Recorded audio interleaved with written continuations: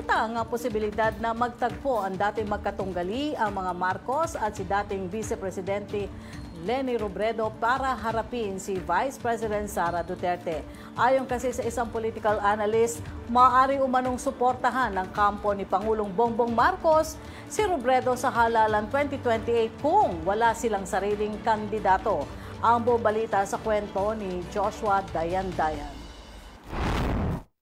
Posibleng suportahan ng pamilya Marcos si dating Vice Presidente Leni Robredo kung tatakbo ito laban kay Vice Presidente Sara Duterte sa 2028 ayon kay political analyst Ronald Llamas. Sa panayam ng programang Agenda ng Bilyonaryo News Channel, sinabi ni Llamas na dahil sa lalim ng alitan ng mga Marcos at Duterte, hindi malabong pumabor ang Marcos camp kay Robredo, lalo na kung wala silang sariling kandidato. Giit niya, si Sara mismo ang nagsabing may matinding galit siya sa pamilya Marcos, kaugnay ng impeachment case laban sa kanya, mga kasong kinakaharap ng kanyang kaalyado at issue ng ICC laban sa kanyang ama, si dating Pangulong Rodrigo Duterte. At inaamin naman ni Sara, there will be hell to pay pag siya ay manalo o makabalik sila sa pwesto.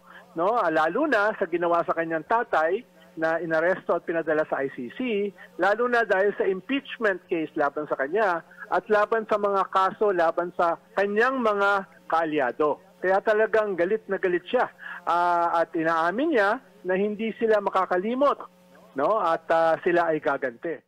Dagdag ni Llamas, posibleng makita ng mga Marcos si Robredo bilang tanging may tsansang talunin si Sara sa 2028. Sa tanong naman kung sino ang maaaring pumalit kay Sara kung ma-impeach, binanggit ni Llamas sina Senador Robin Padilla at Bongo. Ayon sa kanya, si Go ang mas tahimik pero may interes din sa pagtakbo. Ako si Joshua Dayan-Dayan para sa Kwentong Politiko.